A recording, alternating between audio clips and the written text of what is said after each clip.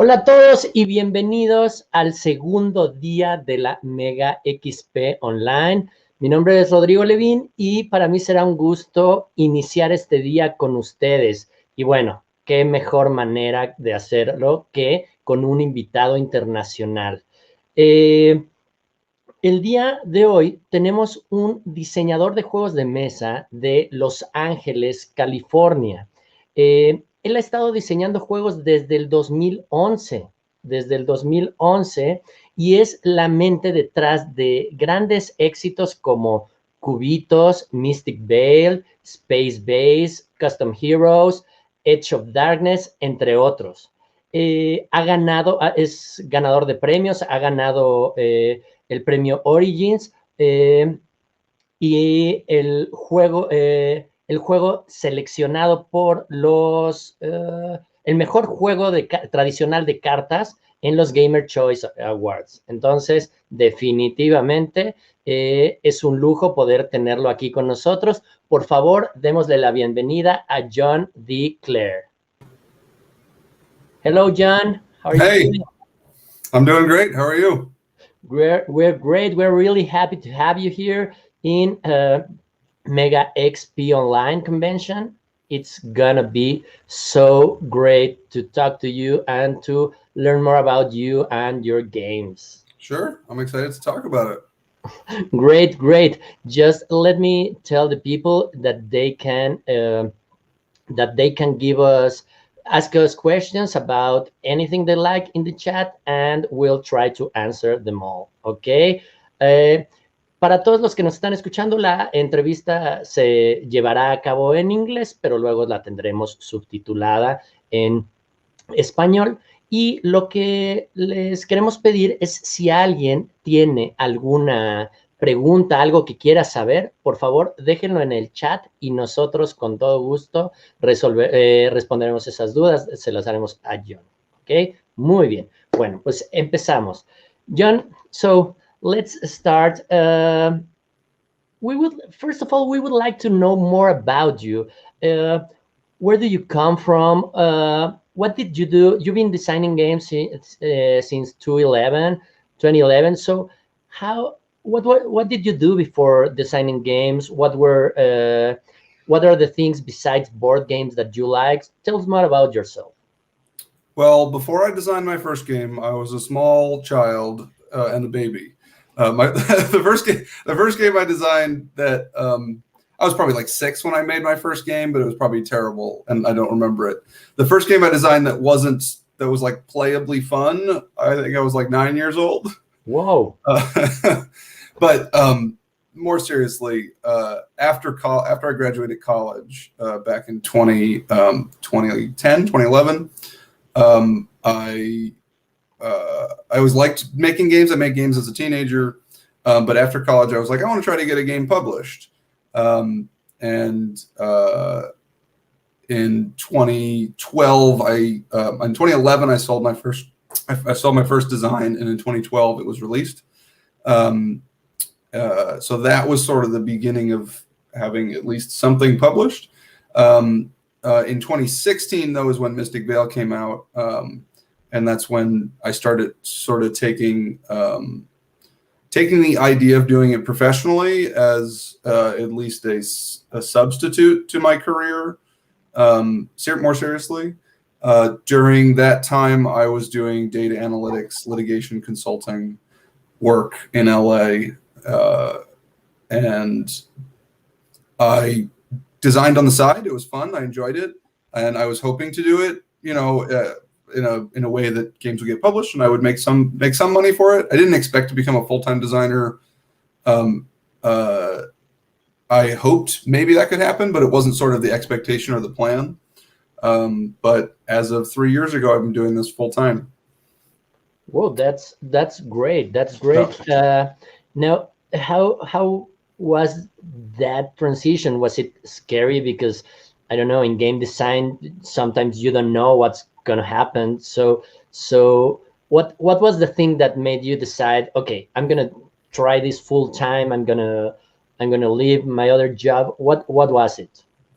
So there was a number of factors. I had built up I mean, financially, I had enough savings that I felt comfortable taking sort of that risk, because of course living off royalties for games is riskier than having a salary, right?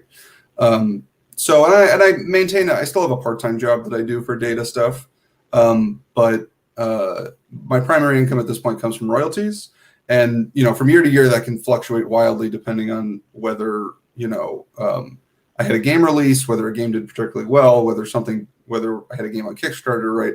1 year can be much lower than another year, but I guess it's an exciting ride in that case. But it's an adventure. Yeah, but I've got enough income from the part-time job that I feel comfortable doing this full-time still, and I don't have to go back to full-time work and the other stuff. And hopefully I'll be able to keep that up. Okay. And you were telling us that you had like this itch to become a game designer since very young. Are there any of your earlier ideas that made it to actual games that people play right now, like some concepts, or it was just, as you say, not something that you followed? That's a great question. So when I was 9, the first game I made that wasn't bad was a game called Monster Cards. It was very silly little collectible card game, right? I mean, I was making my own cards of hand. That was just about rolling dice and fighting monsters. It doesn't have a one-to-one comparison to any games I've made now, but the whole process of working on games, even then, you sort of learn certain things, right? And I've done a number of dice games now, space-based Cubitos, right? And my first game ever was a dice game, right? So I don't think there's any nothing's coming to mind as a specific thing that I pulled from a game that I made when I was like 10 years old. That is now a game that I've got published, but there's a lot of just things I gained in the process, right? You got to start somewhere, and even as a 10-year-old, I was trying to get better at making games fun. So, well, that's amazing, quite amazing. Like, I don't know. Actually, let me add one addendum to that. I am working on at least 2 games that are. So when I was a kid, I drew a lot of mazes. Okay. I love making mazes, and I am working on a game about mazes. Okay. And I am working on a game that has actually a little bit of a hint of the monster card thing, where monsters fight and you roll dice to fight them. Now, of course, it's not the same as the 9-year-old game I made, or the game I made when I was 9. But it's at its core, it's kind of like that. So, well, nothing that's published yet, but things I'm working on now. That sounds really interesting, and now it's something we look forward to play one day. And well, also, I mean, it's really interesting because sometimes a lot of people, I don't know, it's that you were in such a young age when you knew what your passion was. It's really amazing, and it's really nice. So congratulations, because well, you made it. Yeah. So hopefully I keep it up, like I said. Yeah. But yeah, you're on that path now, and it will happen. Well, it will continue to happen. Now, I hope so. Yeah, good. You have very different games. You have not only in the way they play, but also in the themes. Now, we were wondering, where does your inspiration comes from? Where do you decide or that something will be interesting? And also related to that, what comes first, gameplay or theme? Yeah, so the first question first, where does inspiration come from? All over the place. And part of that shows up in just the diversity of type of games I've done. Is they're all kind of inspired from different places.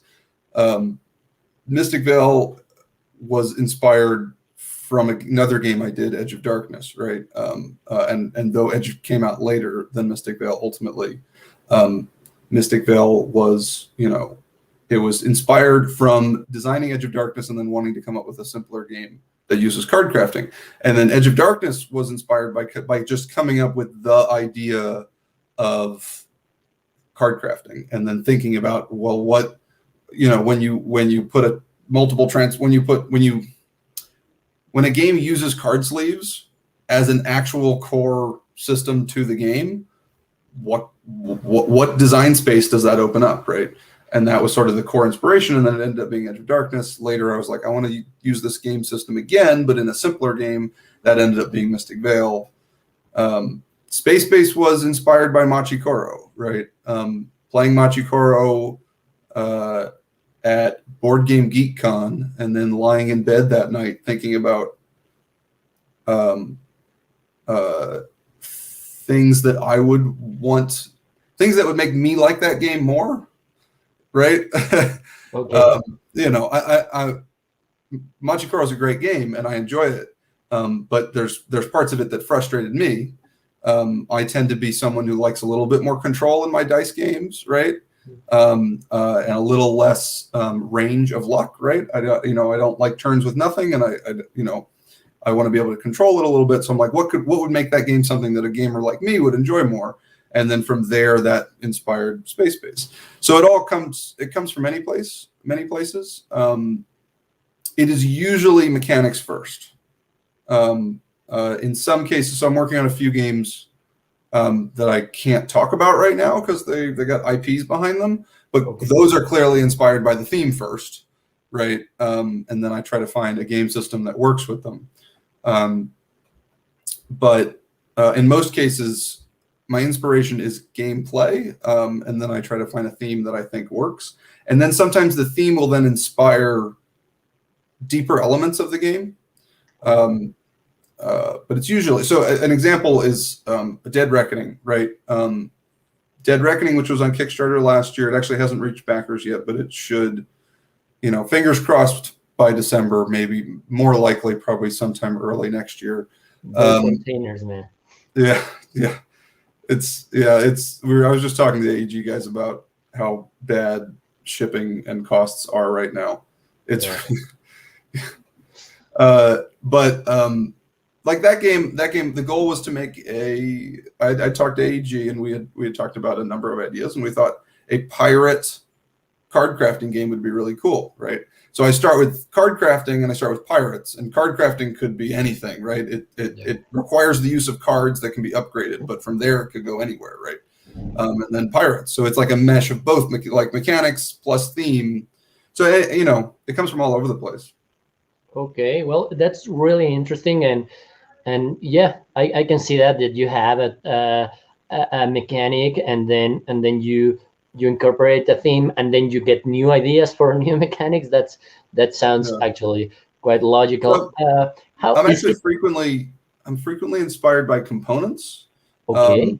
So it's I think of it as sort of a kinetic design inspiration, where the physicality of game components sometimes inspires me. So that's where Cubitos came from, actually. The inspiration for that was I was working on expansion for Space Base and was just futzing with dice, and the idea of a die that has only one side, right? But that then you roll a ton of them, right? And then from there I'm like, oh, but you can do this push your luck system, whereas if you get a few hits, you set them aside, you can keep going, you can stop whenever you want. And it was just inspired by like stickering things onto dice for a different expansion that I was working on, right? And then just inspired by those components, the physicality of them, yeah. Well, that's really interesting. That an idea, as you mentioned, an idea can come from anywhere, and yeah, components clearly. Card crafting too, right? I was inspired by card sleeves. Okay. Right? That's great. And now, talking about, for example, uh, you mentioned that you're right now working on some IP games that you can talk in detail. But now, when you are like in other games, if the theme that you choose doesn't quite work, you could change the theme. You can do that here. Is it Right. harder to work in a game that has to have a specific theme? Is it hard? That's a really good question. I guess it depends. So a lot of times creativity benefits from constraints. If something's super open ended, um, uh, it's almost harder to be creative in that space. And constraints sort of force you into a smaller zone, and then it's almost easier to be creative within that space. So sometimes having a theme imposed upon it initially immediately gets you thinking of mechanics that work with that theme, as opposed to being like, what I could do anything, right? And then you kind of struggle to come up with something specific. So sometimes it's easier, but sometimes you also. So I've been having this conversation with AEG on a game we're working on right now, where we think one theme is more fun and will appeal to more people, and there's another theme that fits the mechanics a little bit better, right? And it's tough because I could change the mechanics to try to fit the other theme better, but it's a that might make the game a little worse, right? I don't want to do that, or the theme will feel maybe a little bit more pasted on, but the gameplay will be better, right? Okay.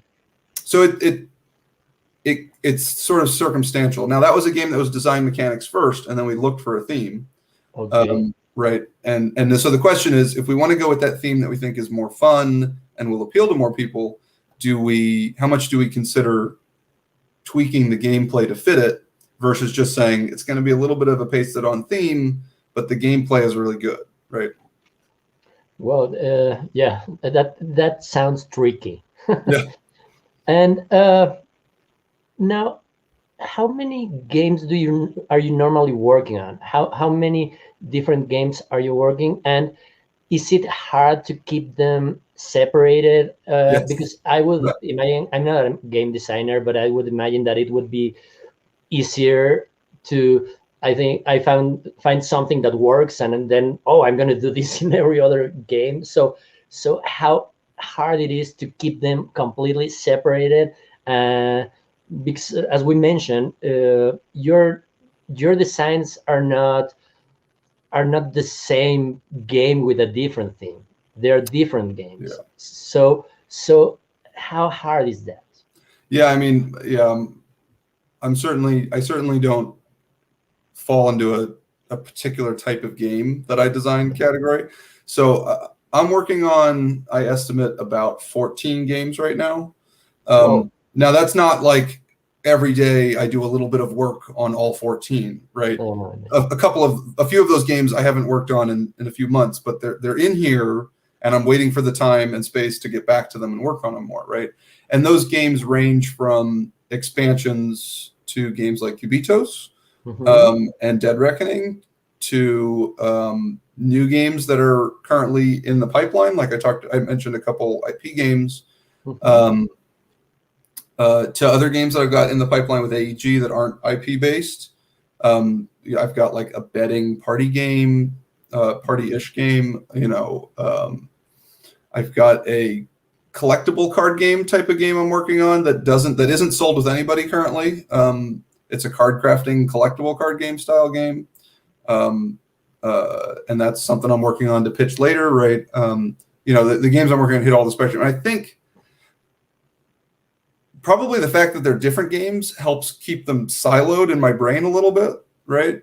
To think about, but it is tough to maintain focus on a single game, or maintain focus in general enough on all of them, right? So sometimes I'll say, like, this week I'm working on this game, right? And then next week I will work on these two games. And it's not like every day I have to pick, right? it's tough to work on that many games at once. A lot of them is just about what's the current priority, what is actually. So there's a number of games I'm always working on that aren't sold with any publisher. They're just ideas that I'm trying to get to a place that I think they're good enough to pitch to publishers. And AEG usually gets my first pitch these days, though I've got a lot with them right now. And I would like to sign with some other publishers. So, some of these games may end up getting pitched to other publishers in the end. And I'm always working on a number of games, right? But then the ones that are currently on the timeline that have a specific deadlines coming up and stuff, those always have to move up to the top of the list, right? So it's always about finding space to work on the other stuff. It's tricky working on that many, but there's 24 other ideas that I'm not working on that are just notes on my computer at this point, right? So, So right now, most of your work is with AEG, but so I understand that it's not exclusive. Like, if you could publish a game with other publisher. I think my last 4 releases have all been with AEG. And I really like those guys. I consider them friends, good friends at this point. They're really great to work with. They treat me well and prioritize my games a lot of the time, right? So they give me all kinds of reasons to keep working with them, and I want to, and I intend to. But they can't publish 14 John Clair games over a 2-year span, right? So if I want to, and not every game I design and show them, they're like, oh yeah, we want to do that one, right? There's some that I think this game is totally publishable and I think it's good, and I show it to them and they're like, this one's not for us, right? I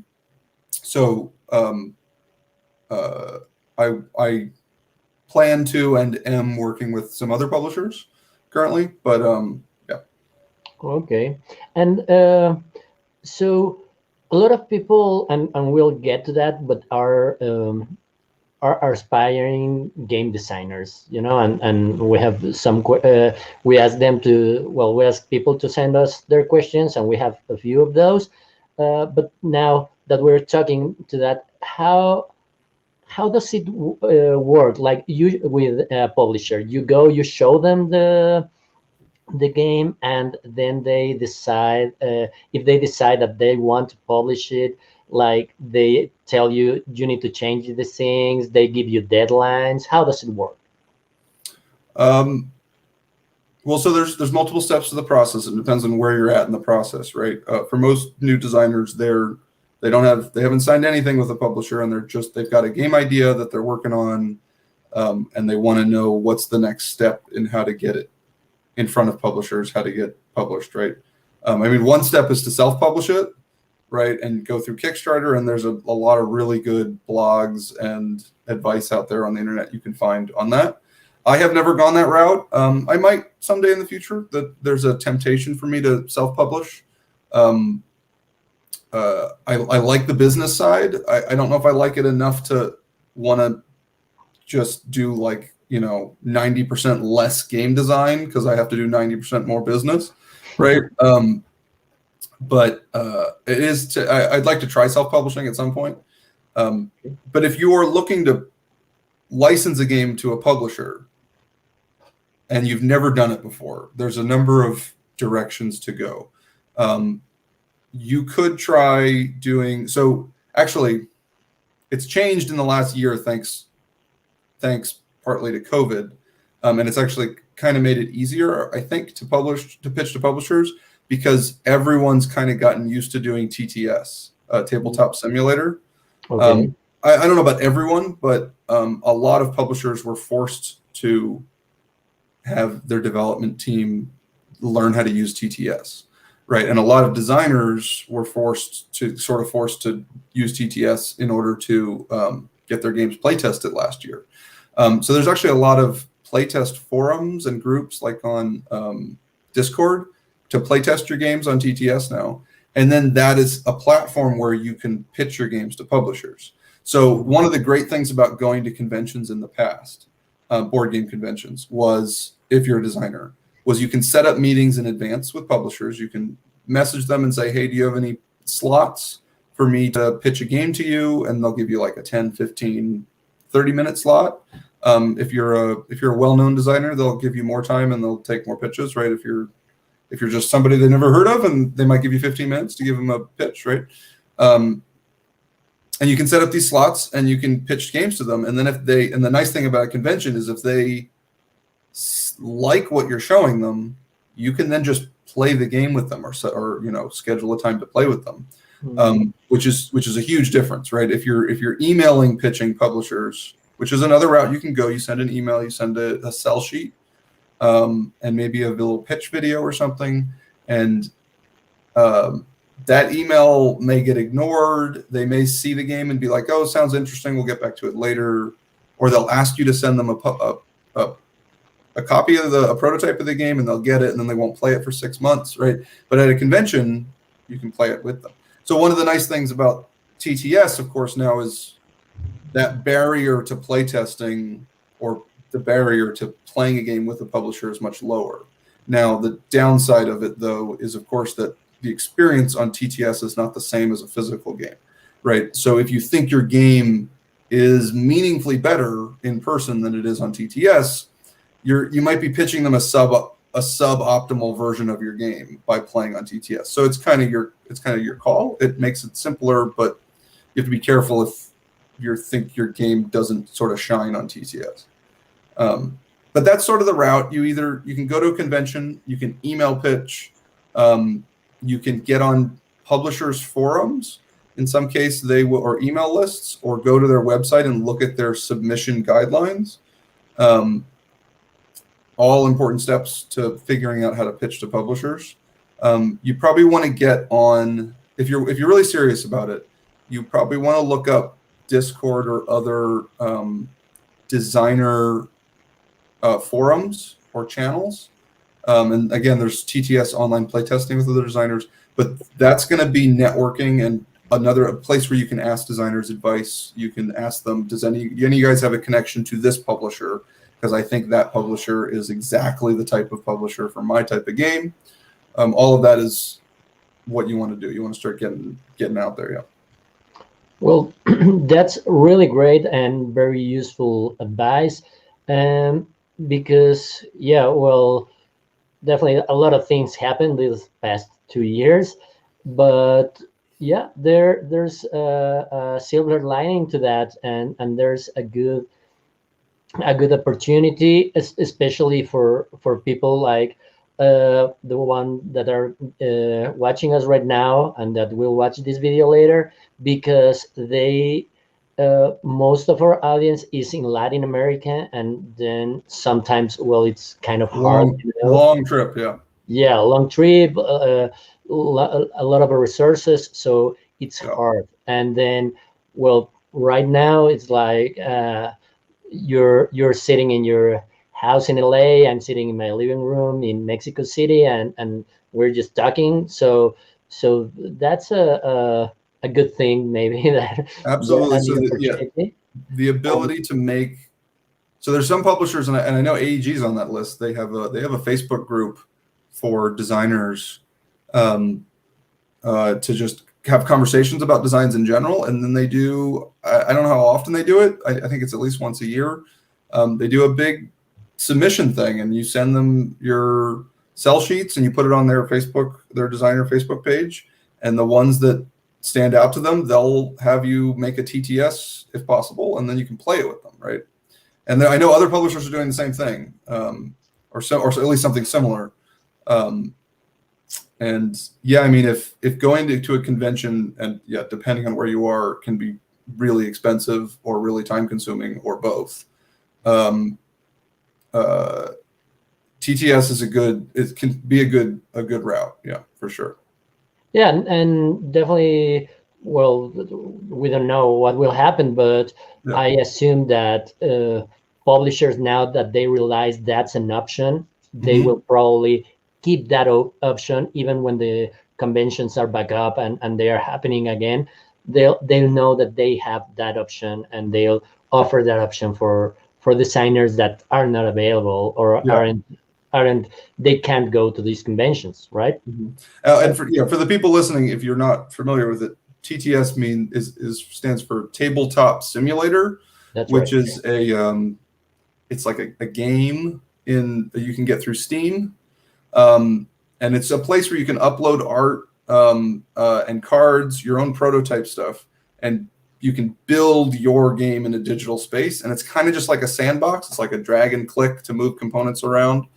You got to learn the interface a little bit, but it's good. I hesitate to say great for playtesting, but it's good, and it's a way to remotely show games to publishers or remotely playtest your games that wasn't available years ago. Yeah, it's actually a good option. A lot of people discovered those platforms because they are not new, but like that Tabletopia, Board Game Arena, it's a bit different, but those are platforms that people are using right now to play because they can't get together. And it's actually, we are using those platforms.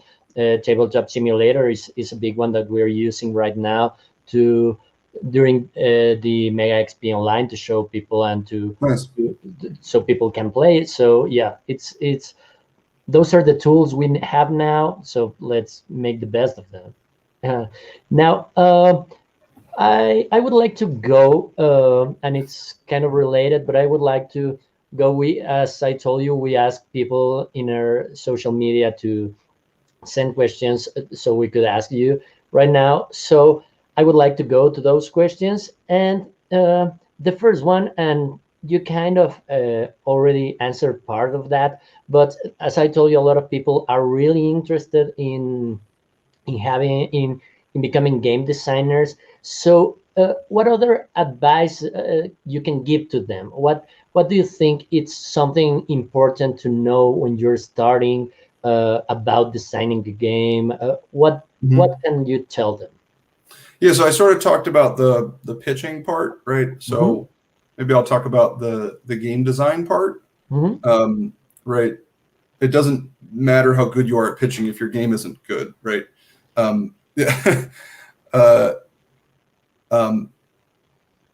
So there's so many. We could talk about this forever, right? And as us game designers, we do talk about game design forever. We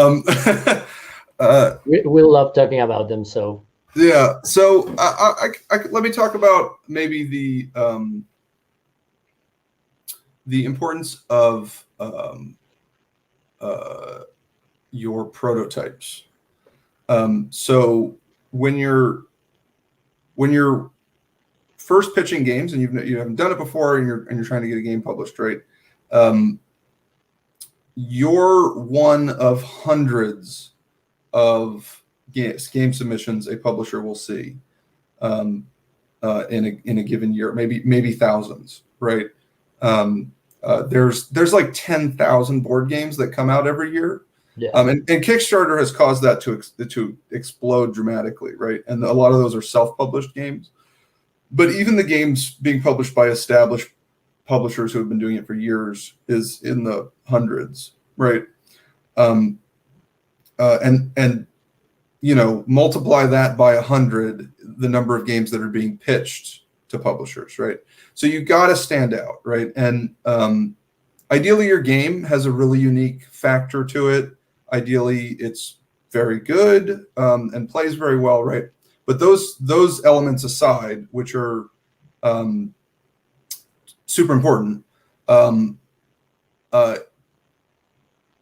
whether your game is great or not, you can make it look good, right? For the prototype, you can so put a little extra effort into making a really good looking prototype before you go pitch it.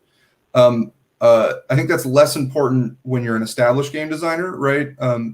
Publishers, know what you're doing, right? And they know you're a professional when you've done this before and you've got a portfolio of games you've done that are published, right?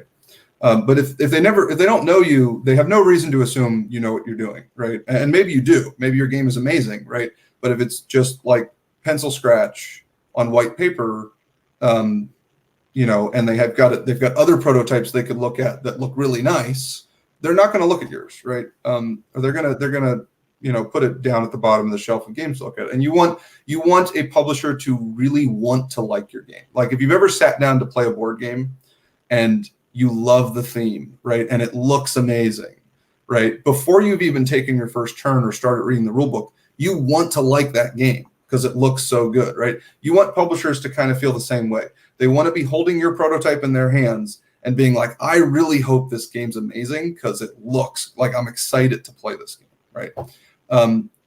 Which means if they play it and they think it's good, but not great, but they really want it to be good, it's more likely they'll come back to you and say, we're pretty interested in it. Can you tweak these things? And they'll try it again, as opposed to just saying not interested, right? And then of course, if they do like it and they also really want it to like it, it's going to move ahead of the other games that were pitched to them that, they also liked, but they weren't as excited about, right? So there's the only reason not to make your game look good is because it's going to take you more time. So I would say put in a little extra time if you really want to give yourself a better shot at attracting the interest of publishers as a new designer. Yeah. Now, all of that being said, don't spend a ton of time making your prototype look amazing the first time you make your prototype. Okay. Right?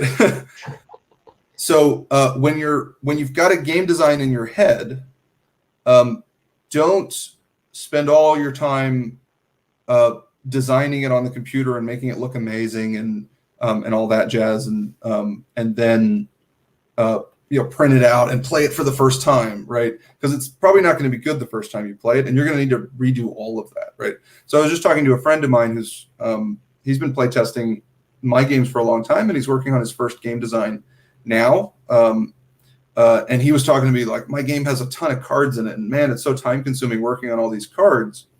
And my advice to him was make the minimum amount of cards you need to play like half of your game, and then make the game.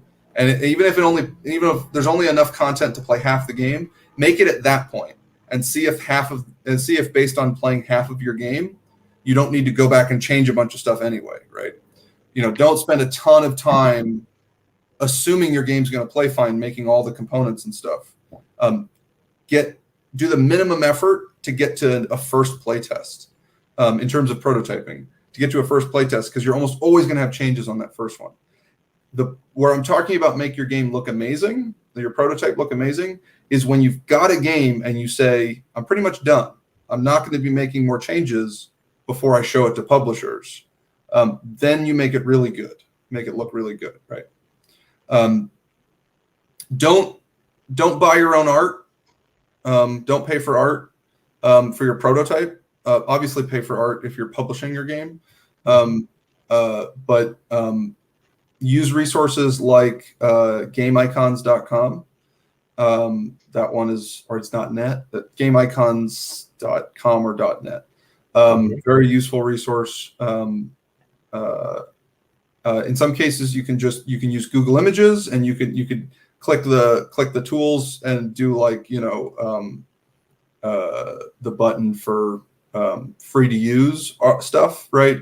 And just put placeholder art or textures, right? Like your card, just get a free to use texture off Google Images, right? And just put that on. And again, never publish anything that you're not paying, that you don't have the rights to, right? Like exclusively, obviously have the rights to, right? But you can use like the free to use stuff on Google and make your prototypes looks nice, right? Yeah. Okay, I'll stop there. That was a lot. But. Those are really interesting advices, and I think they're really useful. Some of them, like, people don't. They might seem kind of obvious, but yeah, we normally don't stop to think about them, and yes, you need to make that game look nice because you maybe only have one chance, and you need it to be love at first sight, right? Oh man, it's really interesting. It's very interesting talking about this, and we'll definitely need to we'll have many more things and many questions popping on in my mind. But let's go to questions that our viewers are making. Sure. You know, um, okay. So Hector asks, what kind of audience do you have in mind when you create your game? What's your audience? Um, so it depends on the type of game, and part of the process is figuring out who I'm making the game for. I always am making the game for me. If I don't like the game, I don't want to work on it. Now I'm sort of an omni gamer. I like a huge range of games. So therefore, I'll make a huge range of games and I'll like a wide range of them, right? That's why I can do anything from custom heroes or super random stuff like Space Base and Cubitos, all the way up to complex games like Dead Reckoning. But if I don't like it, I'm not going to play it. Now I'm a gamer, and there's a certain amount of randomness I don't like in my games, and there's a certain amount of strategy I do like. So generally, I end up in the range, the sort of the gamer range of folks, not your typical mass market games. But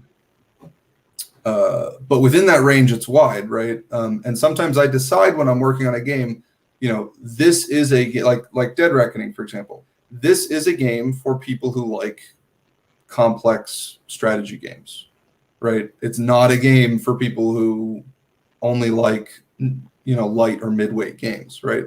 And I make that decision in advance, and then that opens up the ability to add complexity to it because I've accepted that I'm not trying to make this a light game or a medium game, right? There's other games that my goal is to make it a light medium game, like so Cubitos, right? I didn't want that to be a heavy, complicated game. So there's a bunch of game systems or more complex card effects that I could have included, and in some case I did include in the prototype, right? And then I have to sort of whittle it down and say, okay, I need to make it a little simpler, or is it for the audience I want? So it depends on my design goal for the game, but always with the idea that I am part of that target audience, right? If I don't like the game I'm working on, I'm going to move on to a different game. Okay, and also Hector, related to that question, asked if you had, or what's the most memorable moment that you had meeting your audience, meeting people that play your games. What is a good memory that you have of meeting the fans? I mean, it's when Mystic Vale first came out, that was the first time I'd experienced people being like, "Oh, you're the designer of Mystic Vale. That's exciting, right?" It was the first time I'd signed a copy of a game, right? Whoa. That's a fun moment when I was at Gen Con, and AEG they had a bunch of booths and they were releasing Mystic Vale there. And people would come up to me, "Man, I really like this game. That's so exciting. Can you sign my copy?" And that's the first time that had never happened to me, right? I was one of the guys who was just playing games, right? That's a pretty fun moment. I remember a moment at a local convention here in LA, Strategicon, like a small, like 2,000 person convention here in LA. And I was just down in the open gaming room playing games with some of my friends, and somebody I'd never met before comes over to me and says, "Are you John Clair?" With a copy of Mystic Vale. And I'm like, "I love Mystic Vale. Would you sign my copy?" And it's just such a unusual moment for like that little moment of like, oh, I'm like this much famous, right? Yeah. Okay. That's a fun moment. Yeah. Well, probably you over the years you that moment has become more common and not that surprising to you, but yeah, I can imagine that it's great to see people enjoying what you created.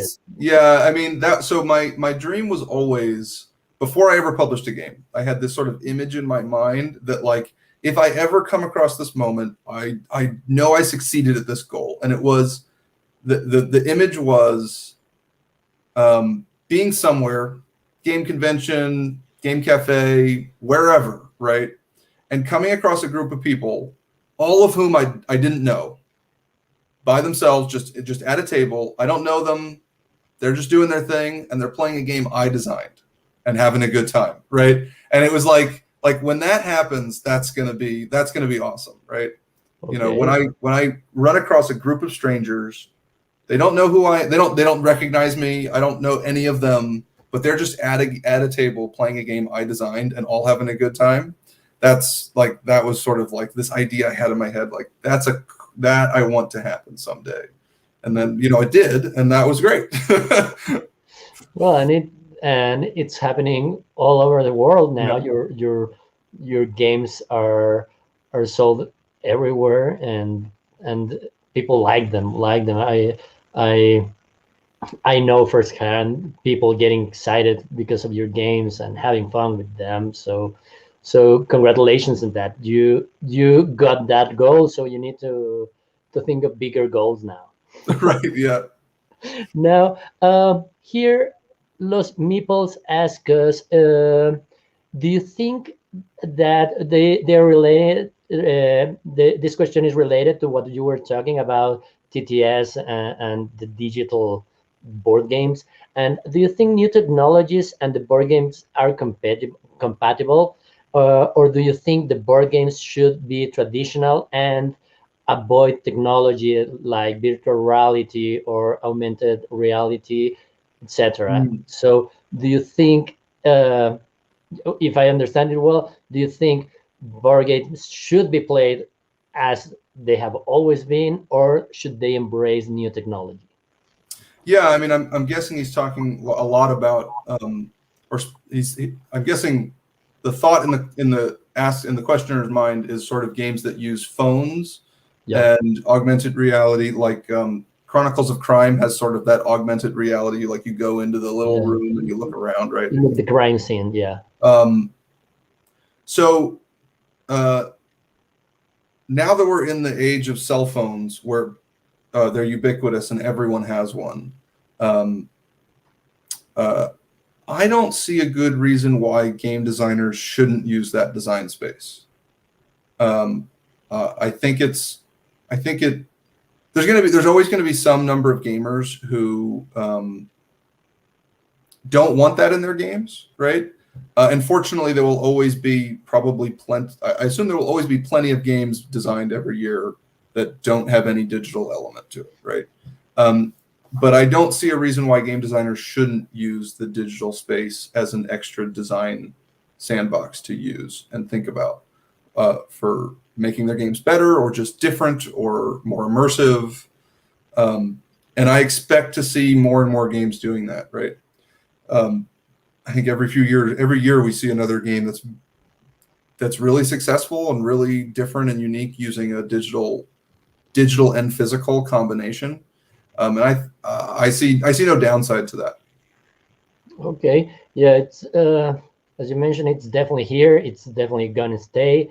And also, as you said, there's gonna be still plenty of options that don't use that. So if someone likes that, there should be options for them too, maybe. Yeah, I haven't. None of my published games use it yet, but I am working on one currently with AEG that Okay. that will have the plan is it will have an app. There will be a game mode that doesn't require the app, and a game mode where you can use the app, and it's kind of player's choice. So I've ventured a little bit into that design space. Well, that's a way to go. People can choose, you know. Yeah, and it's kind of, so some games are like, if you don't have access to a digital thing, you can do this in person. It's not so much like that. It's what the app does in the game, a player can do if they enjoy doing it.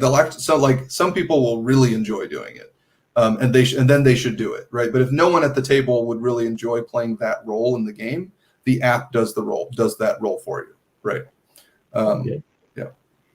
Well, oh my God, this has been so fast. I can't believe that we're almost up with time. Last, I would like to ask you if you can tell us.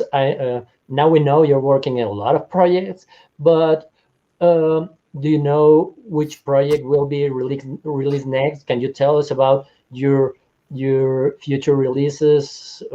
What's going to happen? When are we going to see the John D Clair name in a box again? Yeah, so I've got a space-based expansion coming out later this year, and that's Okay. it for the rest of this year. However, again, like I said, fingers crossed before the end of the year, more likely early next year, Dead Reckoning will reach people. Okay. I guess that's not new news, but will be a game that will a new game that people will actually get a chance to really play. The new news of a game that people probably haven't heard of yet of mine is a game called Rolling Heights. Also through AEG, they're going to be doing it on Kickstarter next year. It's not a huge Kickstarter game. It's a I want to say medium light Euro, and Euro. It's a city building game. Okay. It actually uses an engine building push your luck system similar to Cubitos. The luck is much more mitigated in this than it is in Cubitos. So the spread between a bad turn and a good turn is much narrower than it is in Cubitos. But it still has that sort of push your luck engine building the way that Cubitos does it. But it does it with rolling meeples as opposed to dice.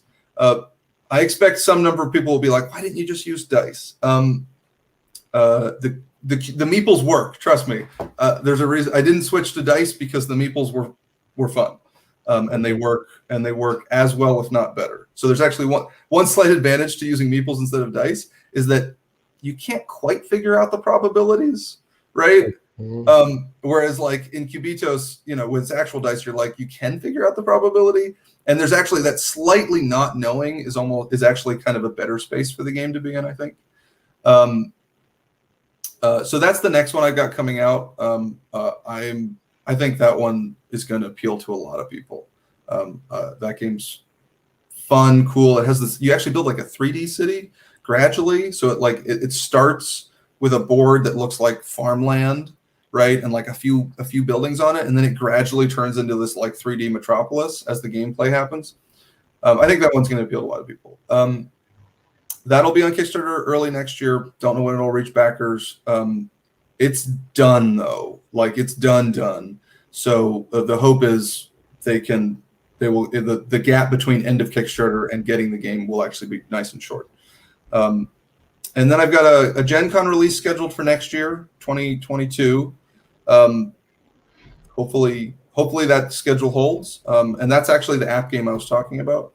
It's a racing betting game. Where you're not actually doing the racing, you're just doing the betting on the race. And it's very loud and exciting game. And then I've got the IP games that I can't talk about, and those would probably they'll be further out in the future. And one more engine builder with AEG, also further out in the future, probably early 2023. So a lot of stuff farther out, but that's what's going on right now. Yeah. Well, all of those sound great, and we are really expecting them. And well, I can tell because as soon as I asked what you were working on, some Vladimir in the chat put Rolling Heights. So people are expecting your games. As I told you, your games, people like your games here in Latin America, and that maybe you haven't seen it in the tables here, but believe me, you'll be able to have that sensation coming here. Is there, unfortunately, the time's up. Is there anything else you would like to tell us before we wrap up? I think we covered a lot. That was great. Well, thank you very much. We really enjoyed this talk. I learned a lot about game design, and I'm sure the people watching at home learned a lot. And this experience, the Mega XP Online, is part of a bigger convention that it's physical, and we hopefully next year will be back in a physical form So we would love to have you here in Mexico for that, and for you to meet your Latin American fans that, again, you have a lot, so you can sign games here too, and talk to people. So who hopefully you can come here. I would love to come. That would be great. Maybe Okay. bring my wife. We can see Mexico City and enjoy the convention. Yeah, that'd be great. Well, really honored that you guys thought of me and had me on. No.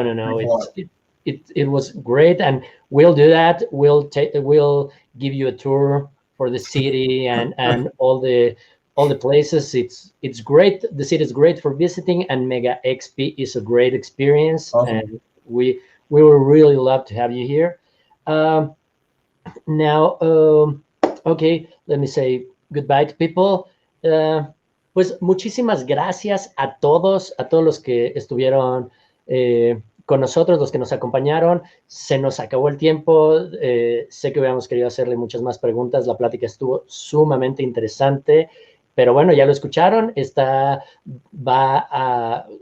Tiene contemplado visitar la Mega XP cuando sea de manera física y podremos hacerle todas esas preguntas en persona. Por favor, sigan nuestras redes sociales, visiten la página de Mega XP para ver qué otras actividades tenemos. Tenemos muchas actividades más muy interesantes, pláticas, conferencias, demos. Ahí pueden ver las redes sociales y también sigan a John D Clair en Twitter, es donde nos comentaba que está más activo. Entonces síganlo ahí para enterarse de todos esos juegos de los que nos habló, cuándo estarán disponibles. ¿Ok? Y bueno, pues yo soy Rodrigo Levín, espero que hayan pasado un buen rato y nos estamos viendo en las siguientes actividades de Mega XP. Muchísimas gracias. Thank you, John. Thank you a lot. Thank you. See you guys. Nos vemos. Hasta luego.